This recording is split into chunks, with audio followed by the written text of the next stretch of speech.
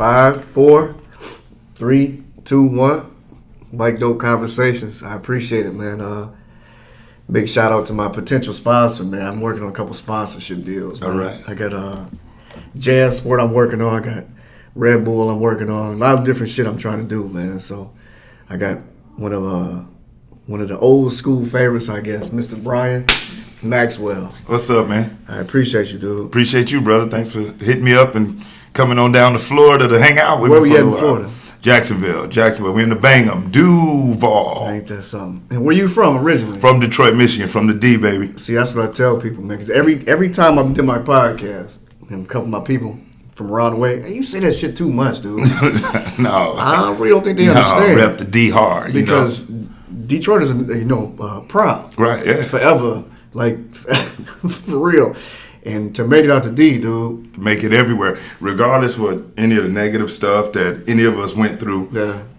it's still home, And it's like I heard Pac say a whole bunch of times when he references the roads that grew out of concrete. Yeah. I always, whenever I look at any of my fellow Detroitians that have migrated out and made it out, I always think about them as roses that grew up through the concrete. Yeah. That's real, though, man. And I just...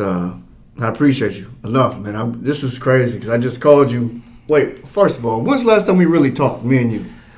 Like, for real, no bullshit. 20 some odd years ago, like in 1996. Yeah. That's what I told you. I'm like, and people think I'm crazy as hell. June, it had to be May or June 96 at graduation, or, something like that. That's real, though, dude. Yeah. That's real, man. And I don't know. I believe this shit is all happening organically, man. It's happening how it's supposed to.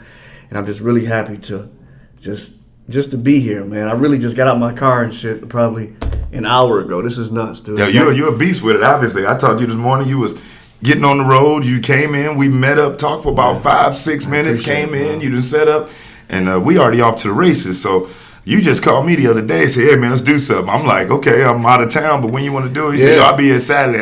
And I was about to come to Pensacola, too. Right. Straight up. And I was, like, at home Googling and shit, like, how far is Pensacola from Charlotte? Or Fort Walton, because that's Destin, right? Yeah, it's a weird little Destin, Fort Walton thing. So I was staying at the resort in Destin, working in Fort Walton, but it was still all like a 3-mile radius. So Pensacola's close to Destin. Yeah, about like 40 miles. Okay. And then Panama City, right around there too. Working doing what? What you been into? Man, I own a sales training company, Sales Professionals of America Recruiting for the last 9 years. So. Dealer groups and brands from Lamborghini all the way down to dealer groups Toyota. As far as what, like cars you talking? Automobiles, yeah. So like you got your Coggins, your Auto Nations, or your any of the major dealer groups. I mean, even the manufacturers themselves, your Toyotas or Fords, have me come in and do executive sales training, or call me out to a city and just train up all of the salespeople for all of their stores. So how does one get to that point though? Really with a lot of hard work. I started off, it was 15 years ago how I fell into it, because nobody, when you're a kid and somebody say what you want to be when you grow up, ain't nobody going to say I want to be involved in the car business. 6'5". You 6'5", so you were hoop. That's how I used to hoop. High school. Used to play ball, man. Had them hoop dreams. Yeah. And really that's what carried me out of Detroit. Got them scholarships and got out there. But like most inner city boys, the ball was more important than the books. Yeah. And everybody got NBA dreams until you realize what real NBA players look like and play like when you get on that level. Yeah. And so reality set in, and you wasn't going to class. So I dropped out. And where were you going to school at? Well, I went to Kennedy King College in Chicago my freshman year, and then I got a scholarship to Florida Community College at Jacksonville. That's how I got to Jacksonville. And then I met a young lady while I was here, and then I signed a scholarship with the University of Pittsburgh at Johnstown, a D2. So I had finally achieved my dream of signing with a university, but was leaving a gift in Jacksonville with a young lady. They call a kid. Yeah, called a kid, yeah. And so, at the end of my junior year, just had a decision to make. Either go back up and, finish trying to live out that hoop dream, or, lay in the bed that I made. And shit, I lay in the bed that I made. And something was crazy. Now, you think back when you're 16, 17, and you got all these visions and shit, right, of what life is going to look like. You're going to drive this car. You're going to live here. And then when you get out here in the real world, life like grabs you by the back of the head, start kneeing you in the face. No doubt about it. And so, I found myself in that spot, jumping job to job, again, like a lot of young people. I never really took during the course of this, I'm going to interrupt you a lot because my brain works kind of fucked up. No, it's all good. But in my own good way, I guess. Beautiful mind. So when that was your thing. You were going to hoop. You were going to the NBA. Yeah, that was my thing. I mean, there was never any other anything. That was just it. Okay. That was just I ate, slept, didn't drink, didn't smoke in high school, didn't do none of that. Yeah. As you know, we had a lot of the guys that. And we went to a good high school, We had a lot of the guys that did do that, and no doubt. It just wasn't my thing at that time. Same here. But got turned out though a little bit later on in life. Yeah. Made up for lost time. Yeah. So when you go to D2, so now you got to make a decision because now you hopping jobs. You got to now it's just you had a son. Right. Well, my wife came into the situation with the daughter, with the child already there, daughter Olivia, and then she was pregnant with my first son, and so I go from a single, selfish college basketball player literally to a family of 5 within a year and a half. Sheesh. Within a year and a half. So you talk about a mental, mind fuck. If that hard language ain't too harsh for the podcast. That's right. This is the internet. I can talk real, right? You can say what you want. Hey, for those of y'all who have ever, who watched this, listen to this, have been to my trainings or read any of the books I put out, I keep it 1,000. So not gonna change up here, but like most young people, just had a heavy sense of entitlement. Yeah. Or should I say, $100,000 a year taste buds, but a $10,000 a year work ethic. No doubt about it, Joe. I get it. That's how a lot of us were, man, coming up, especially from Detroit. Right. So when you had the family of 5, where were you at then? You were living? I was in Jacksonville. Here. Because my wife was here. I met her here. Her mother and father were living here at the time. So it was just us. Pause right there. How was your family? You have a strong background. Your mom and dad? Yeah. No, but they divorced when I was about 7. Like a lot of parents in the But you have a dad though, no? Yeah. As y'all do. Most definitely. Yeah, absolutely. An active father. Been there. Robert Elmore, heavily supportive. That's my best friend. Yeah. I didn't like him very much when I was younger, because he was taking me through gladiator school and I didn't realize it. Yeah. I thought he was just being hard for no reason. Yeah. And then you realize he was really, iron sharpens iron. And you're fucking right, yes sir. And coming up on them streets, he wasn't raising kids, he was raising men. So was he? Because a lot of people don't understand. Like in Michigan, at those times we came up, school and stuff was, our parents didn't really have degrees. A lot of them were just blue collar Right. workers. You know what I'm saying? That's exactly what it was either Ford, Chrysler, or GM. Yeah. And there were some nurses. I didn't know any. None of my peers were doctors, or nothing like. Well, none of my peers' parents were doctors. Everybody was just hustling and just working and doing their thing, and that means a lot because a lot of people don't really understand that. From the D, man, like that's for real blue collar. You know what I'm saying? That's the fucking Motor City, dog. You get that Chrysler job or that GM job, you got people giving you their daughters. Yeah. You know what I'm saying? And that was considered. If you made $50,000 a year. You might have your picture hung up on the wall of somebody's house where we come from. So it's like, you raised up to expect hard living, low wages, and just to grind that shit out. That's really what you're bred for. Yeah. And what do you? So now you got a family of 5. So where you working? What are you doing at that time? Yes, sir. Bouncing around job to job. I knew. With limited education, no degree, and no real life skills, I wasn't what you call a hot commodity in the employment market. Right. But like most young people, I didn't realize that. I thought since I woke up and I was me, that every company should just hire me just cause. But I would take these little, every little dead-end job that you could think of, man. Did telemarketing, selling perfumes and colognes in front of grocery stores. I mean, little customer service jobs. Again, I was looking for what I felt like the only thing I can get, which was your typical $9 or a $10 an hour job. Like that's really what I would go after. If it didn't say customer service or inbound calls, I thought it was out of my league. And so obviously, you're getting those low wages and, wifey not making much money and shit was real tight around the house, like real tight. Not to mention that my sense of entitlement far outweighed my accomplishments. So if somebody put a book in front of me and say, hey, man, you read this book, you know how to make $1 million in a week. My words to them would have been like, hey, listen, that's cool and all. I really don't do the reading thing. I'm more of a hands-on kind of guy. Not even realizing how ignorant that shit was till years later, but that was me. So between that age of 21 with 24, John, I probably literally had about 22, 23 different jobs. Okay.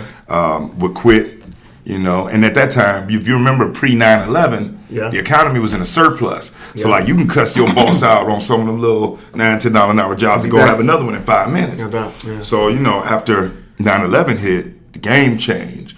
So you have the same mentality and habits of jumping around, but now companies ain't hiring. Or they tighten their shit up. So shit got real then. And we were staying in apartments here in Jacksonville. Anybody from the area would know Lakeside Apartments over off Southside Boulevard. I got one of my really good military buddies who's actually from here. And Wayne Brown, he's from here. Go ahead, my bad. No, I'm just saying, we had a little spot. It was rent was $600, and man, it might as well have been $6,000. At that time, we was late. Naked, every month. And I remember the landlord saying, "Man, you guys been late 11 months in a row. You late one more time. I gotta get the fuck up. We're gonna have to get you out of here." And I got hired by a little company. I won't say their name. Okay. They were involved in loan origination. And hired me for a whopping $25,000 a year base salary with a 10% commission. And I'm stoked, man, because with my first 2-week check, I'll pay the bills, we'll be okay, get the rent right, and smooth sailing. Well, literally the Friday before the Monday I was supposed to start, Human Resource calls me and says, "So listen, Mr. Maxwell, unfortunately we've decided to postpone the class. We'll keep the information on file. And in the future, if we open it up again, we'll reach out to you." So now I'm like, what the fuck am I supposed to do? I'm thinking that I'm gonna have a 2-week paycheck to pay this rent. This lady already said we're gonna get kicked out. It's post 9/11, and I started trying to look for any type of way that I can come up with this loot. And John, I've been a good kid my whole life growing up, but I was hanging around I know what you about to say. Some guys here, and I decided, I know what I can do to get this money. I decided, I'm a hustle. And brother, I turned out to probably be one of the worst drug dealers in the world, right? What's a bad drug dealer though? When your man front your pound and you smoke it all up, So not only did I owe the weed man, I owed the landlord too. So it was a double whammy for me.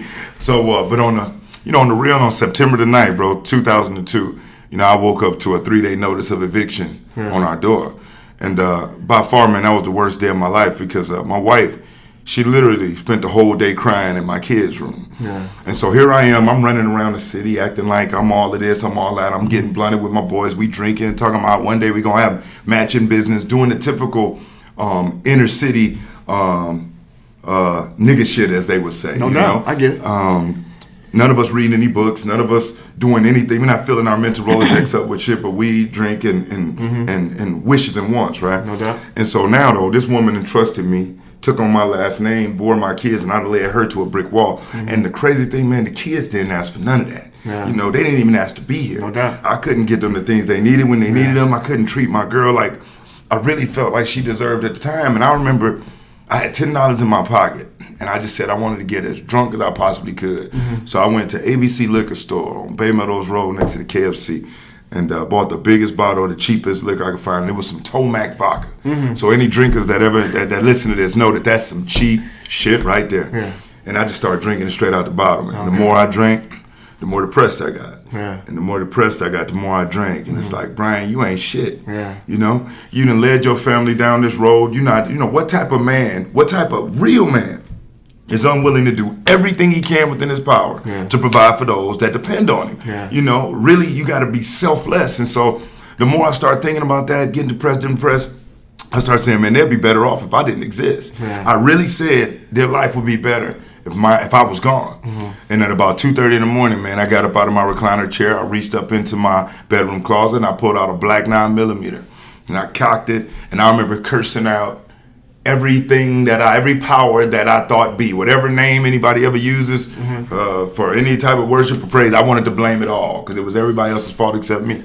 And I stood there with that pistol in my head, and it was almost like I don't want to sound all cliche. Let's just say it just hit me kind of like, here you go again. You're gonna take the easy way, blow your brains out, leave these kids traumatized, this lady screwed up, and they still got to get out. And so obviously I didn't pull the trigger, and I ended up just crying myself to sleep in one of them like crazy drunken stupids. I don't know, anybody listening, you ever been through something and you had that alcohol on it? I was in the military, sir. Yeah. I was in the military. So So we did real drinking. You know what I'm saying? We did real fucking drinking. You know what I'm saying? Like the kind of way we would drink it, and you had to get up and run 3 miles in the morning type shit. But that shit didn't matter the night prior to. And that's how it was. Like, so when you talk about drinking, believe me, sir, I really understand. And you got the problems, and you had the alcohol onto it that amplifies it. And, no doubt. You know, we end up moving. And like I stated earlier, you know, our in-laws used to live in Jacksonville, but my father-in-law had got hired by a uniform company, R-Mark in Miami. So they had moved. And the new owners, because they sold their house, weren't moving in for like 60 days. Mm-hmm. And so what we did, man, we literally went and squatted in my in-laws' house. So you guys squatted something. Yeah. We used candles and solar lamps, man. And I remember my kids were so small that, you know, they thought it was like a camping trip. Yeah. You know, they found fun in it, brother. But at that time, you know, it wasn't nothing funny about it to me. Hard living, yes, sir. And while we were moving, we had bought an Isuzu Rodeo like 9 or 10 months earlier. Uh-huh. And the sales guy card when we were moving was at the bottom of one of these boxes. Okay. And my wife was just like, hey, why don't you, you know, call that dealership? And, you know, I'm like, man, shit, I don't want to know, you know, sell no cars, get out of here. That's the last thing. You know, when you do that, that means you have ultimately failed, right? So I thought, but, you know, at this point, who was out to be picky? Because you ain't got a fucking thing. Nothing. No? Just got evicted. You know, we moving boxes into a house. Yeah, you know, you got to swallow that shit. Yeah. And I called it, and they hired me. And, you know, I'd love to tell anybody that, you know, when I got hired that things just got better, but old habits die hard. Mm-hmm. And I don't think that's what a lot of people realize that, yeah, you know, we realize things is wrong and we might get a brand new opportunity, but, you know, how can I best explain? I put it to you like this, like a cell phone, you know. Anybody that got a smartphone knows that every 2-3 months or so, we get an update alert on our cell phones, you know what I'm saying? Right. And the update alert is because we need to update the software so it performs better. Yeah.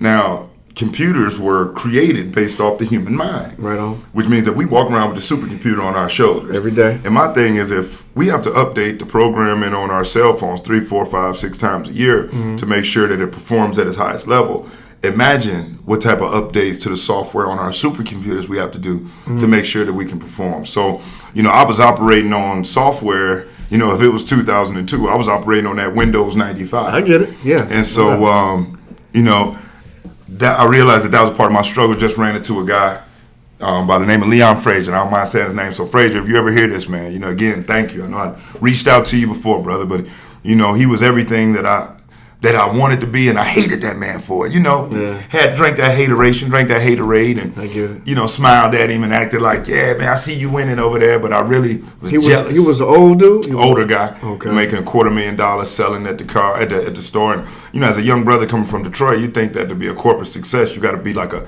bootlicking Uncle Buck dancing Uncle Tom, and that's not, you know, Buck dancing. Yeah, okay. You know, exactly, but I totally understand. Yeah, I get it. And but I met this guy, and it was nothing like that. He was confident, he was courteous, people respected him, and he was making money. Yeah. And he heard me running my mouth one day, brother. He went in his office and he pulled out one of the first books I ever read, because if it wasn't a rap magazine or hip hop magazine, I didn't read Slam. Remember Slam? Yeah, Slam. That's all it was about. Yeah. Slam, The Source. Yeah. Wasn't no XXL out there, and nothing like that. Vibe. That was big. You know. Right On, Word Up, you know what I mean? So if it wasn't that, I didn't care about it. So this guy gave me this book, and man, if I even looked at a book back then, I'd pass out and go to sleep. Yeah. You know, but I said, man, I tried everything else, you know, and it worked for him. And just every morning, I committed to myself that while I was in that bathroom doing what I do, I was gonna read however long I was in there. If I was only in there for 2 or 3 minutes that day and read one paragraph, so be it. If I was in there and was in there a little bit longer than usual, and I read 3 or 4 paragraphs, so be it, but no more, no less. And just what happened, just the habit kicked up. And then I found myself sitting there. And really one thing that got me, man, was when I read the part on, like, what creates failures. What book was it? How to Win Friends and Influence People by Dale Carnegie. Say it again. How to Win Friends and Influence People by Dale Carnegie. Okay. Must read. But when it started talking about the mentality of people that fail, that's what really fucked me up, because everything that they described was me, you know. Standing around with my buddies talking about how broke we were.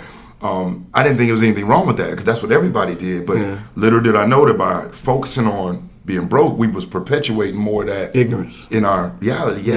And talking about how there was no opportunity. No, it wasn't that. I just hadn't developed my ability to see, or my qualifications to even have those types of things on my radar. Absolutely. And it scared me. And then looking at my sons, I started thinking like, yo, man, that's the most selfish thing that any man can do, which is not do everything he can, especially when he got little future leaders up behind him. You know, I hustle for my last name, not for my first. You know, hell yeah. So you know, just kept pushing and kept pushing. And my first year in the business, I stumbled into $45,377. And you know, to me, that was That's like funny. You remember it like that? Like that, because what kind of dealership was it? Chevy, Chevy dealership. And you know, to me, that was like like you might as well have been $1 million. And you know, he kept putting them books, and I started devouring every book I get my hands on. Think and Grow Rich by Napoleon Hill, The Science of Being Rich by Wallace Wattles, The Power of Purpose by Les Brown. You know, I can go on and on and on.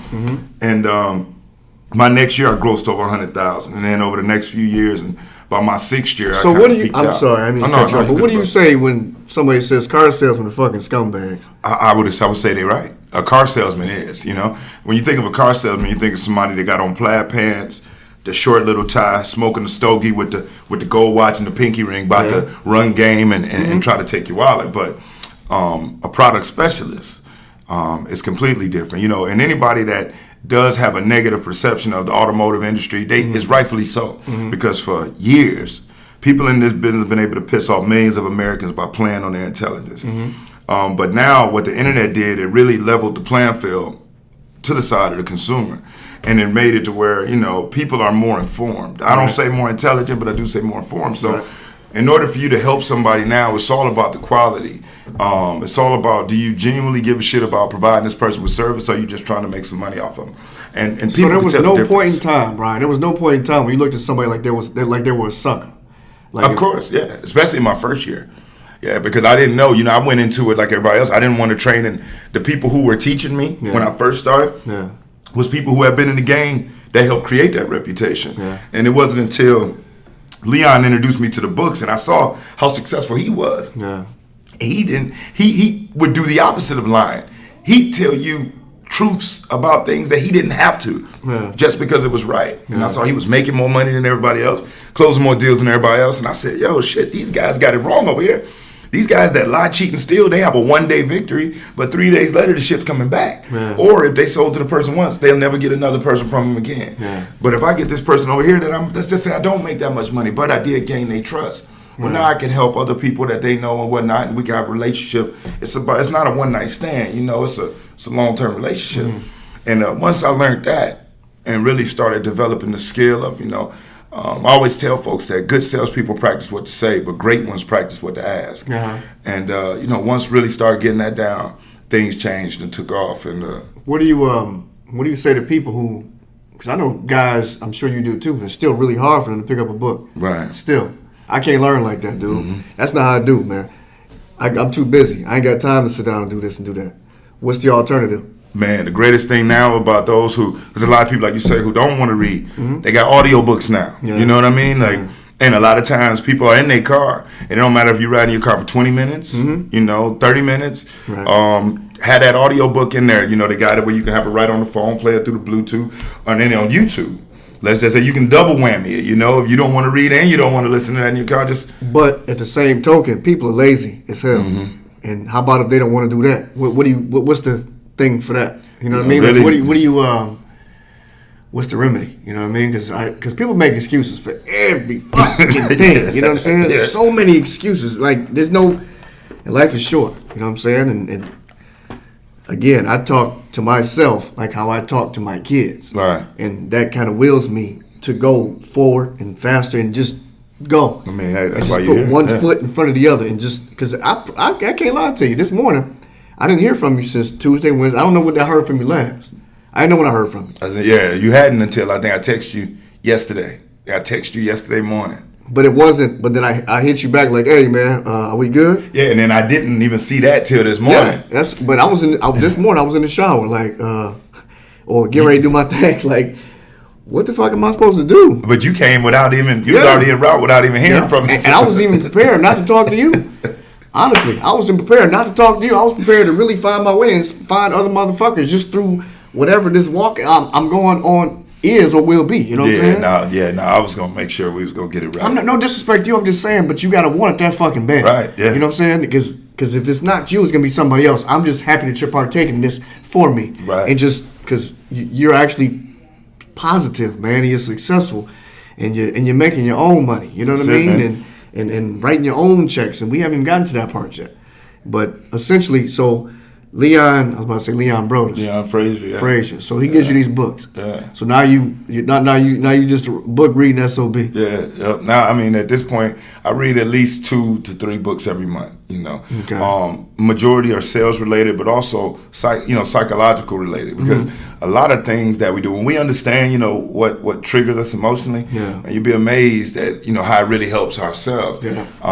You know, one book, again, just to reference anybody, it's by a guy named Joe Sugarman. It's called Triggers, 30 Psychological Triggers.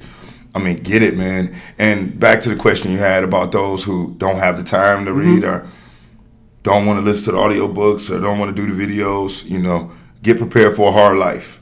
I mean, that's pretty much all I can say, because the gap between the haves and the have-nots is getting wider. It's not going to get closer. No doubt. And at the end of the day, black, white don't matter, young, old don't matter. Man, it's all about green. And the people that are getting it, you know, the crazy statistic that jacked me up was that most of self-made millionaires had no degrees. And I started really looking into that. I'm like, well, you know, I started thinking about it. I'm like, if all these people are taking these big-time business classes, how come we don't have more people that are doing like my man John here, out here on his own making it, or doing what I'm doing? Yeah. You got these people in these big-time schools. And then it hit me, and I said, man, the professor that's sitting up there teaching these people how to run a successful business has never ran a successful business. Yeah. He's teaching people theories that you and I both know.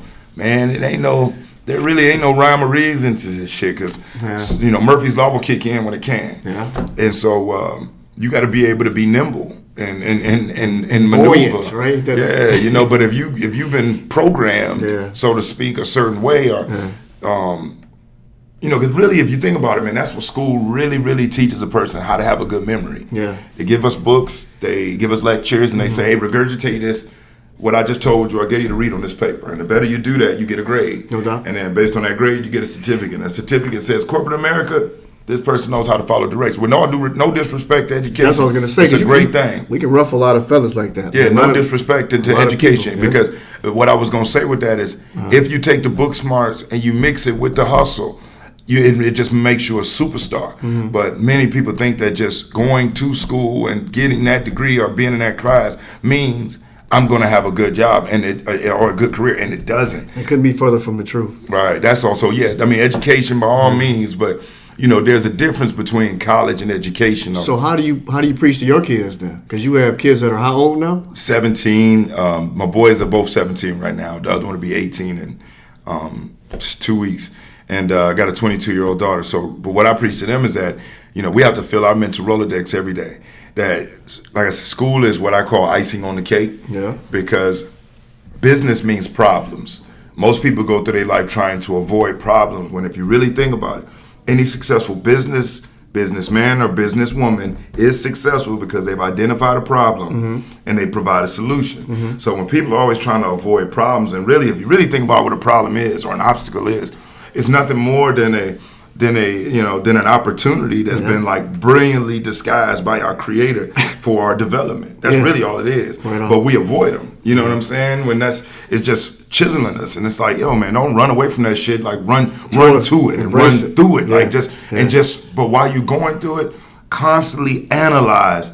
Be looking for, what am I supposed to learn? Because I know there's somebody listening who, you know, your money is tight. Yeah. You got that vision, you got that dream, and nobody's believing in you, and things not moving fast. And that's another thing. You know, I used to want everything yesterday. Even when I started this company, I felt like I done read these books and it's supposed to happen overnight. Yeah. And Dame Dash, actually, and I reference him a lot, no matter what you may think about him personally. If you really reference this man over the years, everything this man has predicted has happened, and people called him crazy, and now he looks even more genius. But he said that, do you have the patience? Because it takes 5 to 7 years to build a brand. Yeah. It takes 10 years to build a potential corporate empire.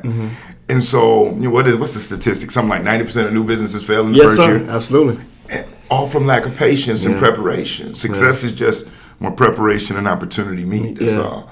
You know, so it's like constantly being prepared, because you never know when that opportunity comes. It's like the reason why I jumped on this, it's like, man, you know, I look at all these other guys that got these podcasts out, and I see people doing big things. I saw what Tax Stone did, Joe Buttons, and, the academics and all of them, and then I see bike dope, and I'm like, man, I want to catch the wave I appreciate while I that, see man. the wave. And I got this thing, Brian, right, where it's all about energy. Because my energy never leads me in the wrong direction. And even if it does, I'm smart enough to go the other way, because it happened before, to not to be all types of fucked up, and just learn how to read the writings on the wall. Right. And I appreciate that, man. I don't know what drew me to you, and I don't know. I just knew you from back in the day. Right. Yeah. And even for you to be a black dude up here, sitting in front of these on YouTube, I'd seen your stuff in front of these white dudes. You know what I'm saying? Right. And because I don't know. I'm of the belief that a lot of people often people are really judgmental. Yeah. You know what I'm saying? So I believe a lot of stuff that you do, you get in there, do your thing, and give people your all, but people are so retarded in the way they think sometimes, I believe, that they still stuck. I ain't about to listen to this black ass motherfucker, dude. It really starts, when I start, I think in the beginning I go through that a lot. But after the first 5 minutes, we break that. Because I already expect that, because I know how I was. Yeah. I was that dude where, I'm 23, 24, you come trying to talk to me. I could be sitting there looking you dead in your face, nodding my head, like, okay, but in my head I'm saying, you shut the fuck up and get away from me, because all that bullshit you talking about ain't gonna happen to me. So what makes your shit different compared to? Because I've been them. So, my first thing when I come in, you get a lot of people that step in front of a group and they want to talk to them. I don't talk to them. I talk with them. Okay. And I understand that if I'm coming into your city, if you're doing something, you got somebody, whether it be your boss, the owner of your company, there's something there's an area that they want to improve. And obviously they see that there's something in my company can add value in that area. Right. But at the same time, I know that I'm coming into other people's houses. It'd be like, knocking on somebody's door, just walking in, going to the fridge, grabbing the lunch meat, the Miracle Whipping the bread, snatching the remote out of their kid's hand, making a sandwich and chilling. They going to load up and want to see me. Yes, sir. So when I go in, so when I go in, my first thing is not get to know you, let you get to know me. Yeah. And so my initial thing is to show you why I'm here. And the only way I can show you why I'm here is we're going to exemplify this thing. So instead of walking in and saying, hey, y'all are doing this wrong, because I don't believe the phrase constructive criticism is such an oxymoron, because there is nothing constructive about criticizing anybody. Yeah. So when I walk in, as opposed to saying, hey, you're doing this and you're doing that, it's like, hey, listen, guys, we got one or two ways we can do this. I know they brought me in to help out with some stuff, and y'all don't know me from stranger on the street. So we can do this one or two ways.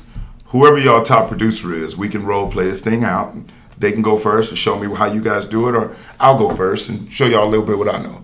You already know what people are going to say. Well, yeah, you go. Right. And after I do that, we don't have any more problems. And your approach is just that different. Yeah, because it's all about the people. I think the issue with sales, and not just in the automotive industry, but just in general, with the way the challenge is going on, people have to be selfish to a point, right? Yes, and we sir. all are selfish. Yes, sir. You have to be selfish to a point, but I think that when you're engaging in business with somebody, knowing that both parties are selfish to an extent, somebody's got to be willing to be selfless in order for anything to get accomplished. No doubt. So in sales, I don't care if you're selling shoes, if you're selling podcasts, if you're selling houses, vehicles, or whatnot. You have to remember that individual that you're engaging with, they don't have to be there with you. They can be listening to, watching, being anywhere in the world that they want to be. That's why I respect you so much, and everybody else has been helping me with this walk, man, because you are that person to me right now. You know what I'm saying? Right. Straight up and down. Like, I really sincerely appreciate this, Yeah, dude. no doubt. Because what you're speaking to, like going in the refrigerator and taking the bologna sandwiches, what the fuck? We in jail. You know what I'm saying? There's no difference. Yeah. What the fuck? Right. What you're saying, what I'm doing. Right. Because I know you had to have been there too, because you just don't get to the point that you're at without taking your lumps and going to a couple of refrigerators. Taking you know them ass beatings, and and I'd be lying to you if I didn't say that. Not that I encourage anything. I only encourage positivity, but I also realize that in business, sometimes you have to show people that you really believe in what you believe in. Absolutely. And that you're not willing to waver on it. Because people more so want to see you fail than they want to see you win. And you got to know that. Even our closest friends, you ever notice that when things are going good with somebody, people don't really want to talk about that much. But if some negative news get out about somebody, everybody want to call, want to talk about that, want to know what's up with that. Yeah. And so, when you start peeping that, it's like a dog even shows you his teeth before he's about to bite you. So when people are smiling at me all the time, from different paths of mine, like, I got friends of mine that I rode with when I was in them streets here. Yeah. And that when I started reading and started growing, they start saying things, you switching out. That's what I was gonna say. You funny at it, right? And it's like, nah, man. I just want to be something. Yeah. And then so you run back into those guys that you put your first book out, they laughing, or you want to start there, say, oh, what if you're not gonna make it, your company gonna fail, and you run into them and they asking you for jobs and asking you to help them do their stuff, and and you thinking that they happy for you, but you know that they really not, because they was right there with you when you was screwing up, and as you was going through this process, I'm giving them, I'm literally saying, hey, homie, check this book out. Yeah. Hey, man, why don't you come over here to this training with me? I'm doing that. And I noticed that my circle really dwindled down. I heard a billionaire say this on a podcast recently. The man has passed, but it was like a snippet. He said that some of the most successful people learn how to enjoy being by themselves. No doubt. He said when you can enjoy being by yourself and entertained by critical thought, not memories, but really like going into the future, setting it up, then coming back, getting shit done, acting like your future self. Right, I've sat down with some pretty good individuals, man. And I've read books too. They just act like your future self. You got it. Like I tell folks, like you don't become a successful sales professional. Yeah. It's something that you are, and you hold that vision so true that you take the steps that you fulfill that thing. I say, like, Beyonce couldn't have ever been the Beyonce she is if she didn't believe she was that at 4 years old. Goddamn, you know what I mean? LeBron wouldn't be LeBron if he didn't believe that he was the best at 11 years old. Like my boy said, if LeBron ain't that good, then who's shooting these jump shots? Right, you know what I'm saying? People just aren't. You're born like that, but you got to fine tune that craft, man, and you really got to believe in it and push and push and push and push. You know what I'm saying? And you don't come to Jacksonville unless you believe that you are one of the biggest and the best podcasters in the game. No, this brand is a motherfucker. Right, Brian. This. I tell people I'm 1.5 million strong, man. That's what I'm. And I'm on the triangle. I'm just a peak. That's all. I got a whole motherfucking cast of people because I want to touch everybody. I want to touch the people who still are career hustlers. Right. The people who the moms, the single moms, the kids who have ailments. I mean, you name it. I believe this is something, a void that's been missing for a real long time, and it's real. It's real, yeah. It's really. And your other part, the other stuff I heard you going through, it was real conversation. It has to be real, dude. Because if we're sitting here and bullshitting, and we're like you're dressed nice, and this might be your regular, right. But this is my regular you got the sweats, the hoodie, you regular, you bike doped out, But I can go either way, but I'm sure you could too. Yeah. But that doesn't change the content that's going to this mic. You know what I'm saying? Because when you told me to be real, like everybody here tell you, if you catch B-Max, you catch me. This is literally how you will catch me all the time, unless I'm at home. Like literally, I think I got a pair of Jordans, and I got to keep a pair of Forces. Got to keep my ones on point. Okay. But I'm always training. I'm always out and about. So that's your it's just me. But for so long, I didn't have the opportunity to dress nice. I was one of them guys who used to want to do that, and then my business, when I started falling in love with being on that stage and speaking, it's just a part of this thing here where guys in your world, the great thing about it is guys doing what you do, man, is world known and look comfortable as hell every day. They ain't got to put on the shirt, and they can literally be them. I saw this one dude. I ain't giving nobody else no shine, but I saw this one dude, and he had got so relaxed, I guess, with his audience. He was doing stuff like using the bathroom, literally which is some crass shit to do. But it's kind of wild. Yeah. But he's like real successful on this thing. It's just crazy how people can really be them, which is why your brand and your whole the thought process, the ideology, the paradigm behind your movement, which is just being willing to be who you are. That's it. You know what I'm saying? Daring to be who you are in spite of who likes it, who hates it. I don't give a fuck. I am who I am. And take it or leave it, and that's why I feel it. I appreciate it, and I think a lot of people struggle because we don't. Like I was telling you earlier, that I believe there's a big disconnect because we haven't even. Okay, let me ask you this. So essentially, what you do, if you were speaking too fast or people listen too slow, right? Like E40. Yeah, you know what I'm saying. So what you do essentially is you go to dealerships all around the continental United States, and you give their sales team tools to make them better salesmen or women. I train salespeople really from all over the world. Wow. How to provide better services and experiences for customers, really, to help people solve whatever transportation problem they have. And so I don't even like to say selling because people hate to be sold, but they love to buy. Yeah. So my thing is going around the country and the different parts of the world, teaching people how to help people buy, man. How to be fair and how to be more customer focused, because that's really the way you make money. People hate to be sold, but they love to buy. So it's just, understanding that talent only gets you so far. It's really skill that takes us to the next level. And, buying anything, buying a vehicle, buying a house, it don't have to be painful. Matter of fact, it should be painless and enjoyable. Yeah. And so, we keep with this movement and, keep spreading this word out, things will change up. And I don't even want to just limit it to the automotives because now, I'm called in, I'm asked to speak by maybe 3-4 different colleges every summer. I'm speaking. It's crazy that the college dropout. I get out my head. I was about to say the same shit. Because that's how the fuck can it? But do you tell them?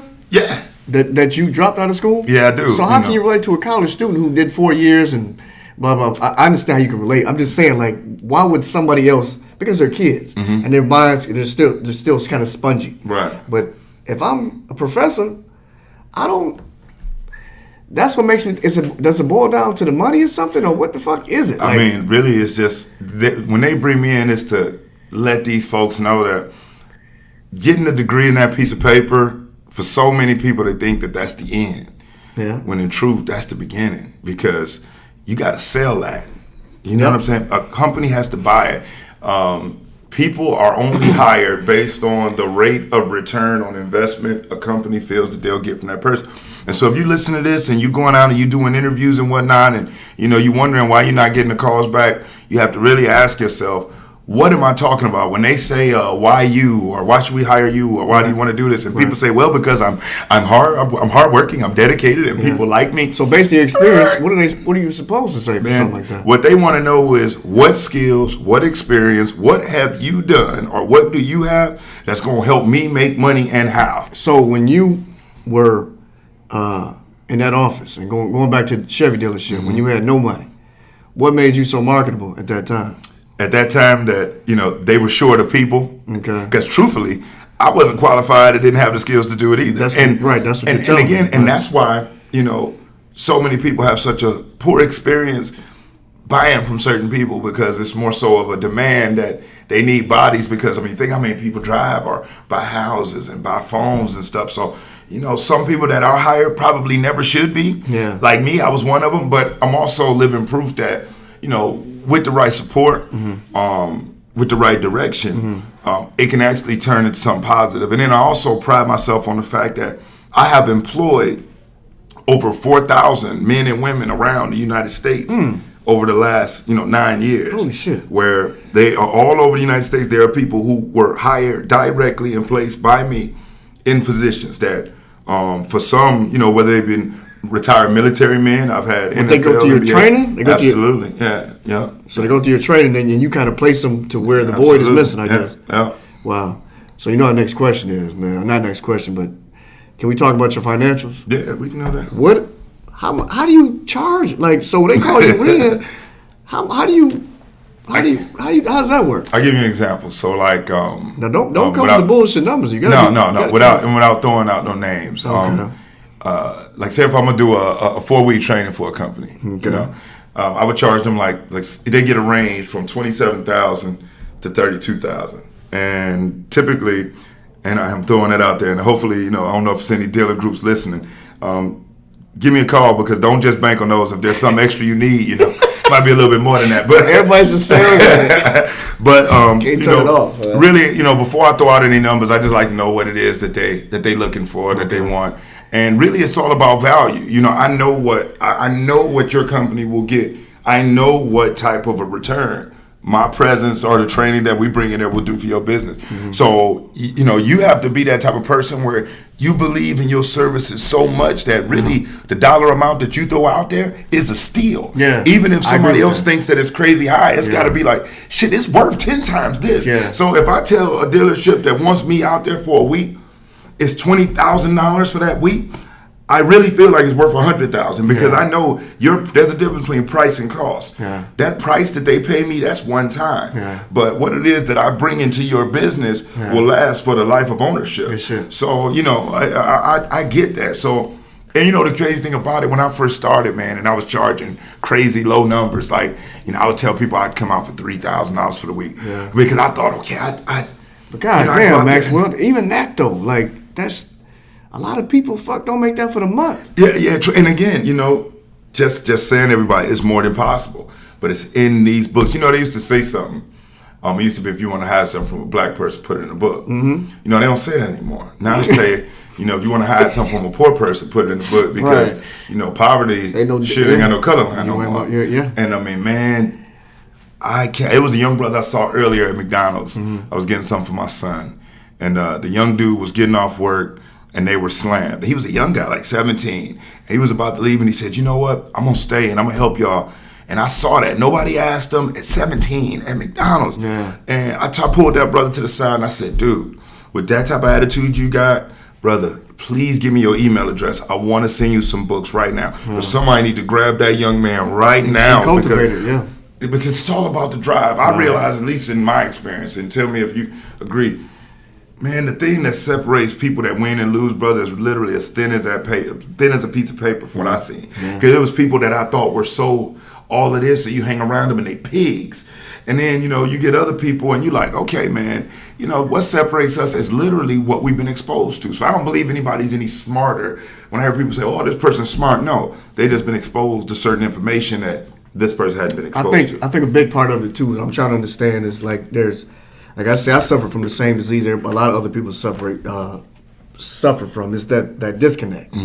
Because now how can somebody who's a career hustler or just making $10, $12 an hour still in 2018, which is a lot of people's normal. Right, yeah. How can they relate to you if you just said that you can charge a dealership between $25 and let's call it $35,000? How can I relate to you? Because I one time, made $10, $12 an hour, and I'm literally telling a person the only thing that I did was literally, when I went through that eviction, it was actually, I call it my rebirth. Yeah. Because it was the best thing that happened to me. I was only 24, and I was grateful to hit rock bottom because it showed me just how far, like, this rabbit hole can really go. Yeah. And it scared me.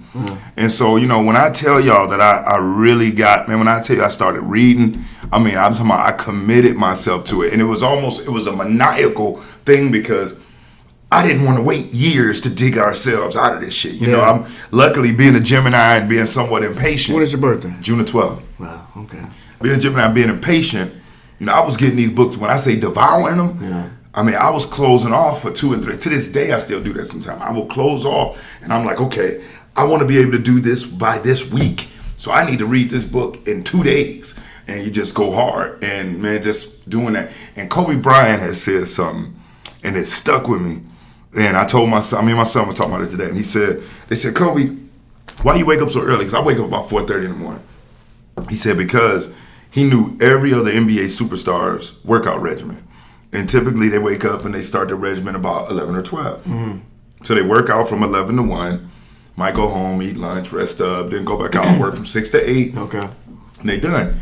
He get up at 4:30, from 5 to 7, he work out, eat breakfast or whatnot. From 9 to 11, he back at it, rest up again. Then from 2 to 4, he back at it. So he working out 4 times there too. Tirelessly. And he said by every day, him doing that, the separation was just, no matter how, small it was, it was increasing incrementally every day. And then after 5 or 6 years, the gap is so wide that it really don't matter what a person does in their workout, they'll never catch him.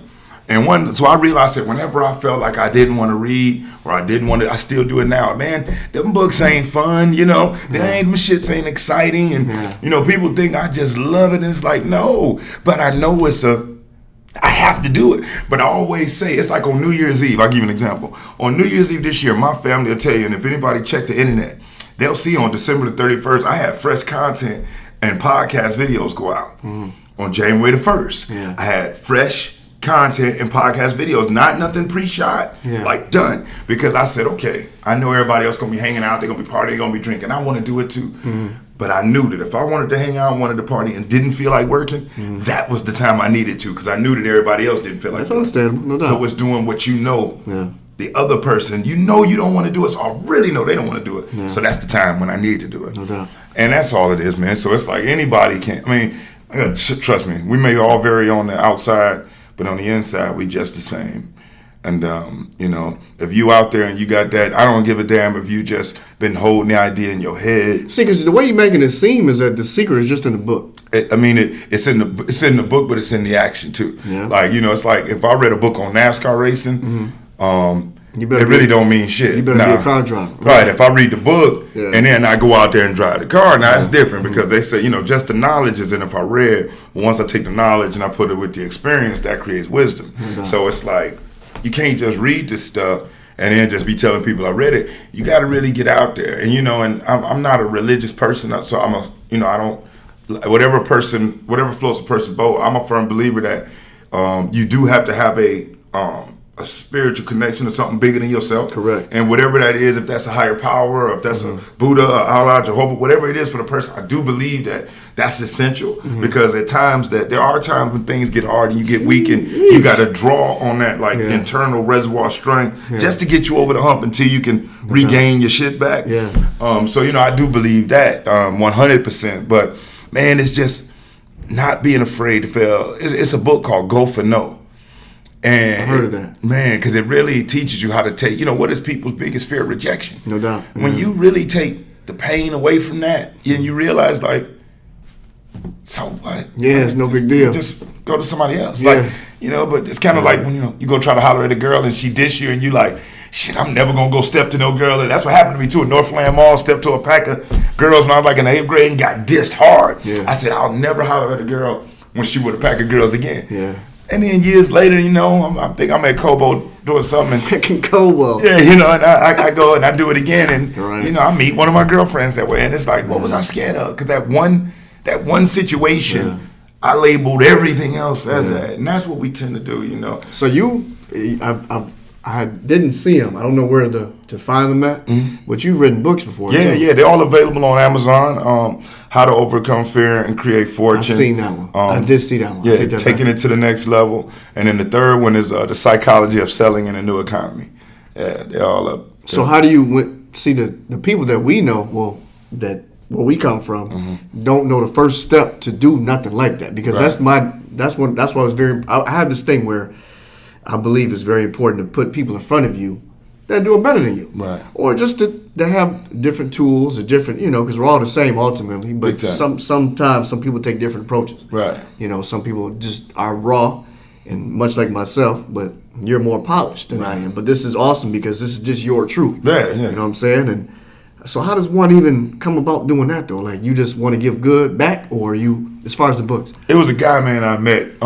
His name is Ron LeGrand, the quick take. Like I said, I've been fortunate, man, that there's a quote that says, when a student is ready, the teacher will appear. Yeah. And it's like, once I got my head out of my ass, and it's like with anything, it's like, you ever notice when you get a new car, that you all of a sudden start noticing other cars that are like yours, but they always been there, but you just never noticed them until you got it.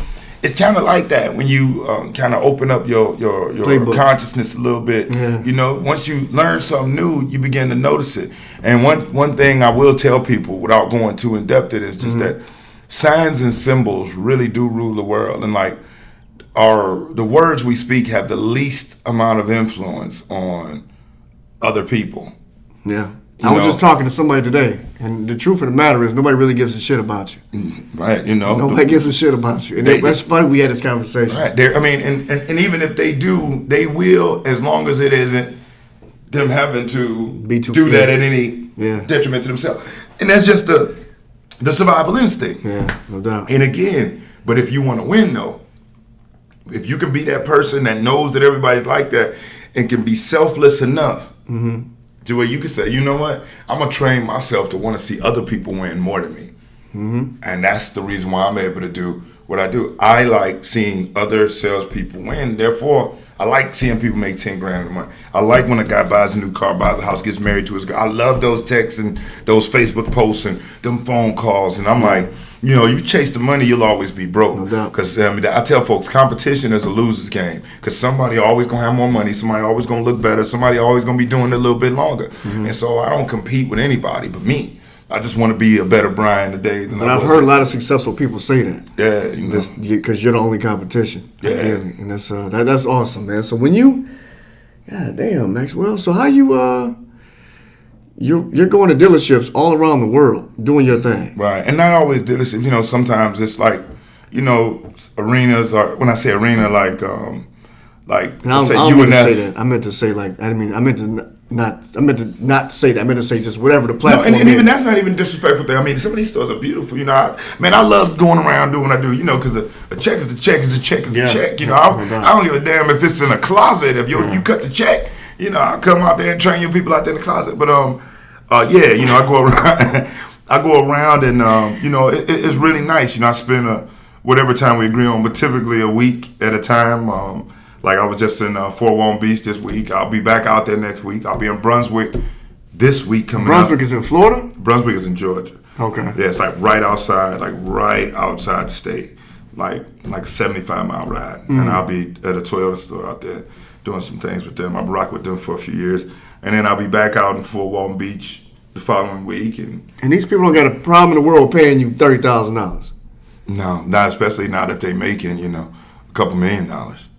Really, you making me when I'm hearing you say it like that, it's making me say I might need to jack my shit up another 20,000. Yeah, I think you should. You know, some of my, without again giving anybody else any light, let me say that there are others that are been around, well-respected men that do what I do, that are in my industry, that are some real hitters. I mean, you hear what these guys charge and get. I mean, these guys will tell you 100 racks, you know, in a minute. $250,000. So what you're doing is an actual lane, or this is like a lot of guys do this, or is this like something that only a few can do?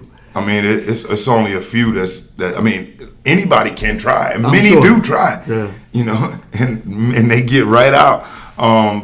Yeah, there's not very many that are doing it at a high level. You know, and when I say at a high level, I'm not saying that with any level of any arrogance.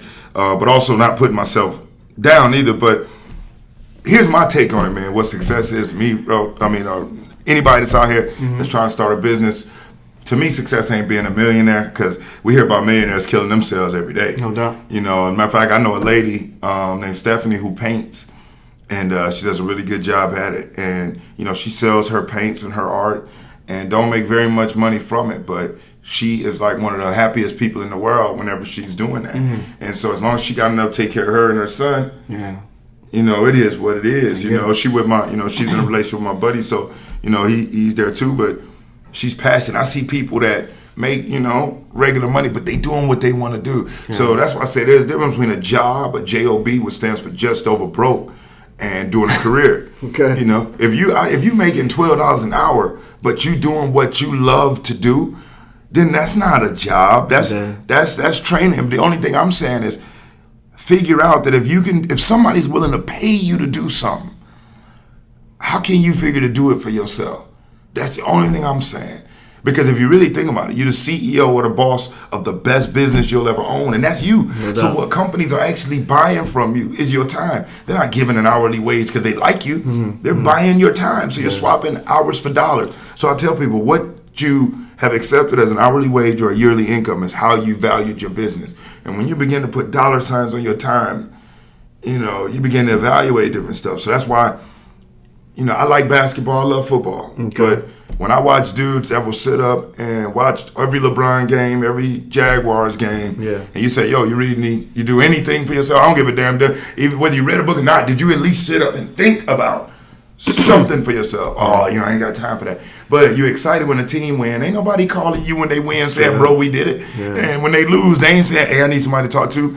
We infatuated with entertainers and athletes because these are people who have fulfilled their lifelong dreams, most of them. And we're in awe of that shit. Yeah. And we think it's, I just love the sport. No, we are in awe with these people that are doing something that we think we can't do. Yeah. And it's bullshit. And then the money that's attached to it too is always like, damn, man. And then that don't even be as real as we think. Yeah. You know, you hear a person sign for a $20 million contract, and what the average citizen don't know is that's the max contract with every incentive. It's like this rap game right now. Yeah. Man, dude, there's a book, and anybody that is interested in getting in the music business, the name of the book is called All I Need to Know About the Music Business. Mm-hmm. It is the Bible for the music business. And you might say, well, how you know about it? I read it.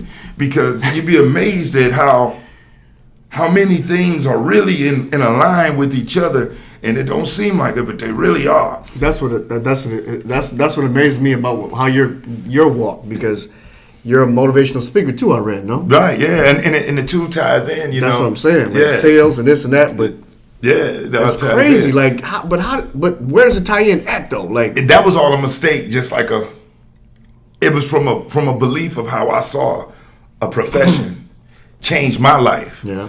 So the motivation part, yeah, that's not even really trying to be motivation. That's real passion of like, yo, man. I done stood in the living room with the pistol to the head before. Yeah. You know.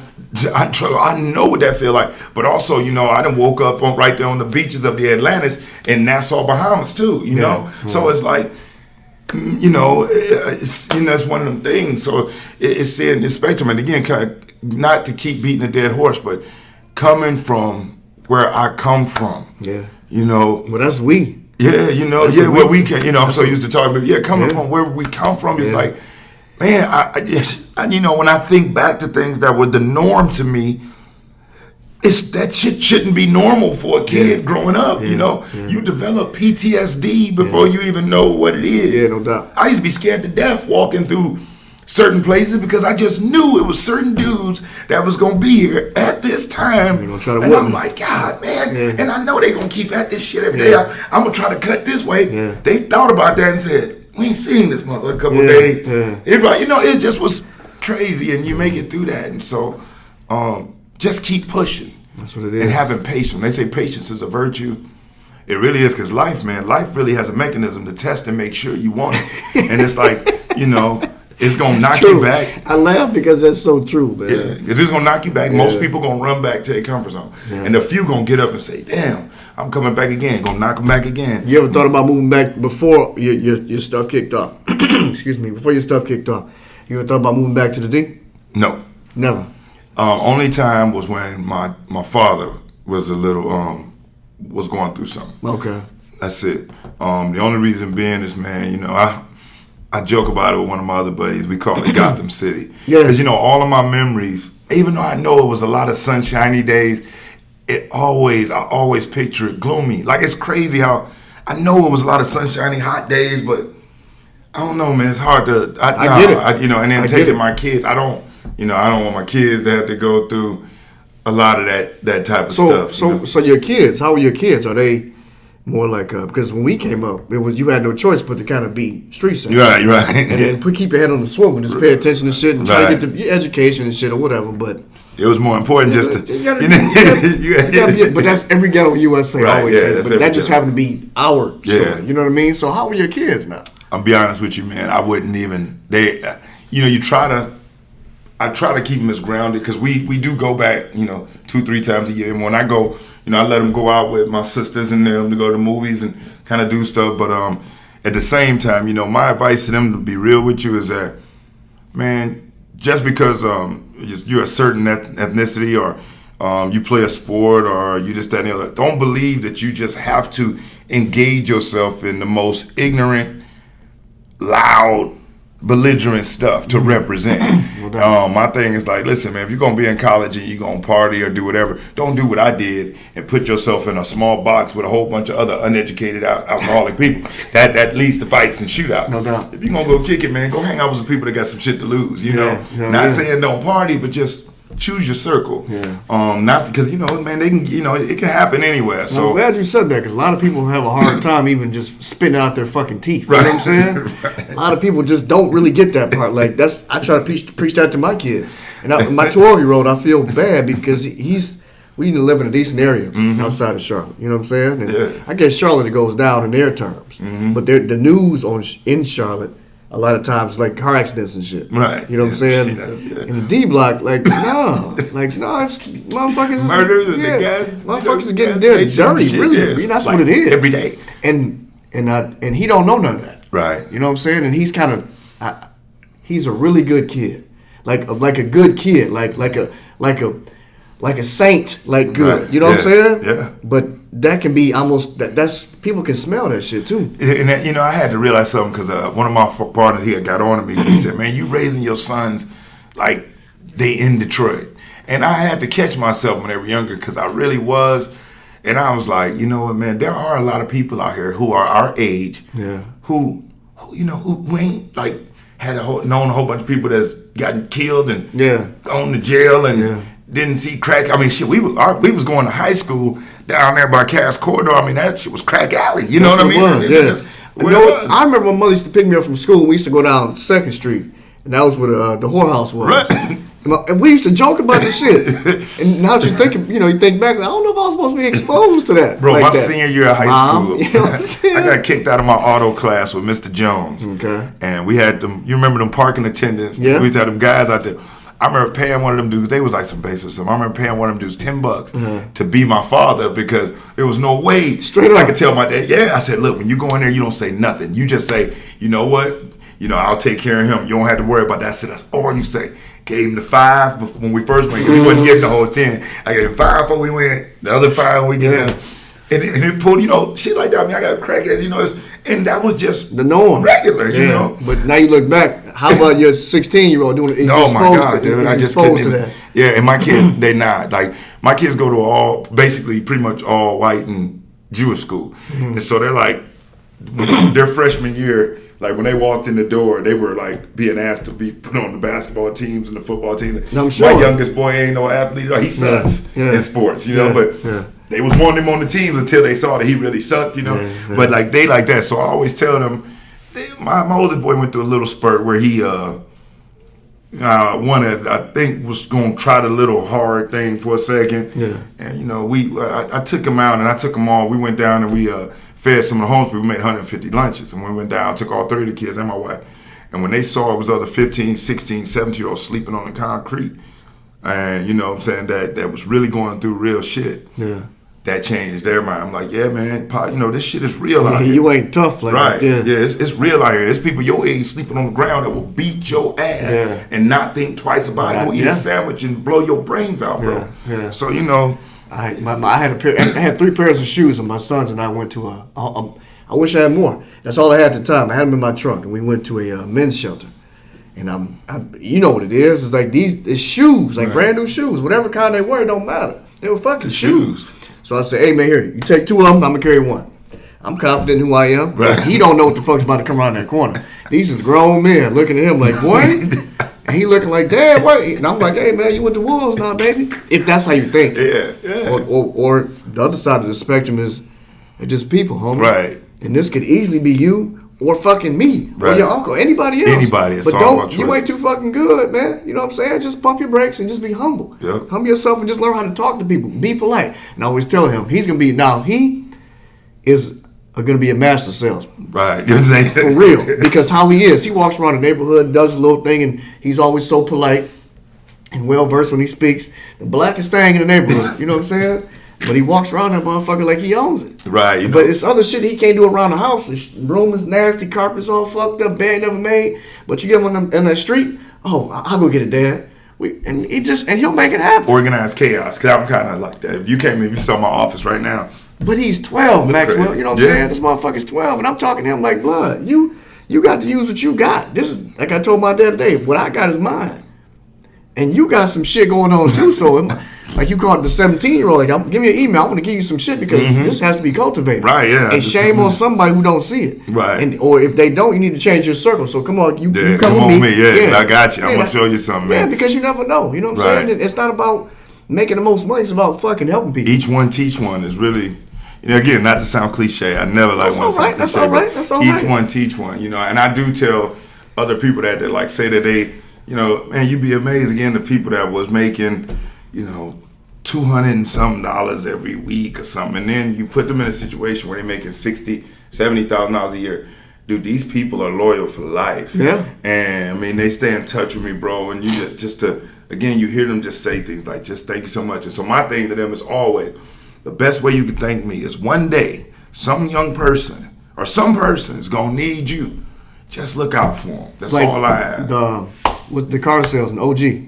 Oh, Leon Frazier. So that's what it is. He just reciprocating that. Yeah, for real. Because I still to this day don't know why that dude gave especially in the automotive business, why he gave a shit. Because you see so many people come in and go out. And he just gave a shit that day, and maybe he was just having a good day, but you got it though. I got it, But you got it. Good for you, dude. And you got it. Good for you, man. And you able to, I guess the whole idea. That's why this bike dope stuff, like I told you earlier, is about the brand, T-shirts and shit or whatever. I mean, if it comes, it happens. You know what I'm saying? But the whole idea is to give people a platform. Yeah. Just to be yourself and just to tell you the truth. Because I would do you a disservice, dude, if I try to sum your life up in an hour and 15 minutes. And I don't even know if people realize, we in here with no questions. Like, I don't see no questions on no sheets, no nothing. We just literally. It's Bike Dope, 1000, episode 1009, my man B-Man. All of this is really like, and that's why I like it. We just, I forgot sometimes that we kind of do on the podcast thing because, we was talking already beforehand. Yeah, but motherfucker, we ain't talked since 96 though. Right, yeah. That's crazy. So it's 96, last weekend and today. Right. That and a couple texts or whatever. Right. You know what I'm saying? But that's how organic, but it gets no realer than that. Right. You know what I'm saying? And that's what you want. That's what I think this world is missing, just real shit that real people, because you have your flaws, but why the fuck you play to your flaws? Yeah. Play to your fucking strengths and be a beast. Right. That's what I'm doing. Right. Because I run this fucking library. I'm here, but for real, like, this is my shit. Like, hey, but that's the mentality. And hopefully as the audience, anybody that follows you, if they pick up on anything you just said, it's that wherever you at, own it. Yeah, I got that from my dad. He tells me, John, pull your dick out. Right. Pull your dick out. It might be, I'm proud of little fella. You know what I'm saying? but meaning you see what it is, you get it. Okay, it's whatever it is, but that's what it is. That's now we got that out the way. That's what it is. Now we can rock, baby. That's why, like I said again, my hat is off to, because I think what it is that you're doing takes the type of really just a belief, and it's a good thing. Yeah. And I see what this is where, to me, the future, like, because people don't even hardly watch TV no more. Yeah. Podcasts are literally becoming the entertainment. Dude, there's people who I've subscribed to right now. Yeah. That's what I listen to outside of my any sales training stuff I'm listening to or something like that. I'm on podcasts, and like, cause it's only ones that's good though. They gotta be like keeping it real when it's like that, and they gotta be, and the chance to be relative, right? They gotta be kicking that real shit, and it be sometimes it's a celebrity or somebody that I'm not into anything they do, but I still want to hear their story, because everybody got a story. Like you say, we all got flaws, and we all got messed up stuff, but I don't shy away from telling somebody. I tried to sell weed and I was evicted and because I always know, and it happens, I've had people come up to me crying, grown men at an event or at a seminar, they trying to stay low key and they catch me by myself and they're like, man, I done stood in that house with that gun before, like that, bro. And they tell me, man, when me and my girl going through that now with the eviction and like, so when I get that type of feedback and I can literally tell you, okay, bro, here's what you do. And that's why there's some people who can make millions, lose it, get it back. Make millions, because they learned the process. And you have others that never just take the time to learn the process, And that's awesome. It's the process. So I think we got enough info. I could probably talk to you for another 2 hours, but we are in the library. And they might kick us out. Because the white dude's about to come out in a minute anyway. But see, the good benefit that I got of being with you Because I got the best of both worlds. Yeah. Because you got some of that WP. Yeah. You got some of that white privilege. You can exercise that a little bit. You know, you can let the black side come out. No doubt. You know, if we got to get rowdy on tell somebody. people that's my special power, Maxwell. Yeah, you got to, you know. I can turn off and test. Remember, I got two people. Yeah, one right here it. and one right here. Yeah. Everybody has one conscience.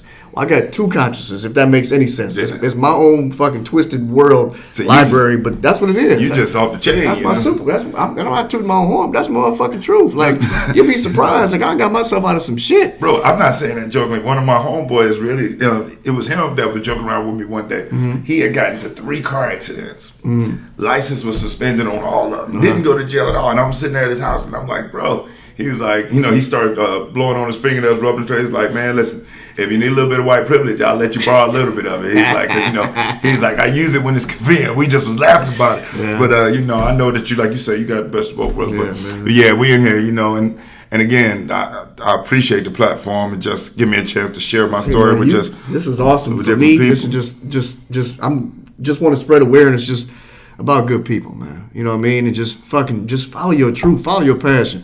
Because I know what I'm doing sounds crazy as hell, but what sounds crazier? Facebook or bike dope?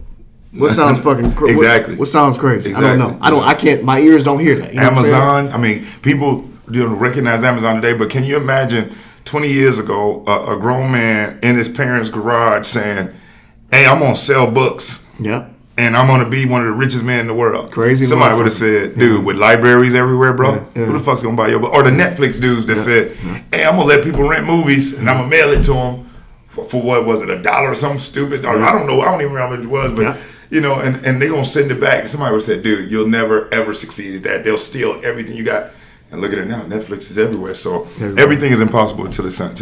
We're gonna tighten up here, man. How can people follow B Max, aka Brian Maxwell? Man, you can find me on LinkedIn. That's really one of the more frequent spots, and that's Brian Maxwell 1. So you go to LinkedIn.com. That's B-R-Y? B-R-I-A-N. Okay. Maxwell, like the coffee. M-A-X-W-E-L-L. The number 1.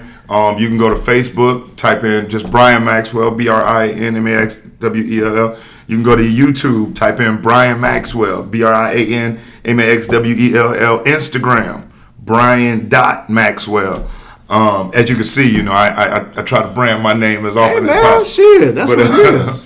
And the company, Sales Professionals of America Recruiting. So, you know, if you are with a dealership or own a dealership or something like that, or if you're just somebody that's in sales that's, you know, or you know, that's looking at how you can get going and start making some more money, you know, reach out to me. You know, if you're down with the podcast, reach out to my man J.A. He know how to get. He can get in contact with me. Oh yeah, you no know, doubt, man. I appreciate that. This is just fantastic, good information, man. And I'm just happy this happened. I'm really, no doubt, really fucking happy this happened. Honestly, dude, because this is fantastic. All meaningful content, nothing bullshit. There's so much bullshit out here. Let me let you off, man. I appreciate it. But I want to say one thing. As things get big, you know, I gotta get some of that bike dope gear next time. Hey man, I got something to ride for you, man. I gotta get my bike gear picture. I feel bad that I didn't bring too much. I got something to whip for you. I can't. Yeah, because I saw the other podcast pictures, you know, where you was posting with the people. I don't even know if they was wearing the bike. Well, I saw a lot of people wearing the bike though, but I just want to get my picture up there. Hey, you know, where we was together. I'm trying to get that 20-30 down. Wow, you know what I mean? So it's right there, baby. We're gonna end it right there. I appreciate you, homeboy. No doubt, man. Much love, bro. Appreciate you coming down.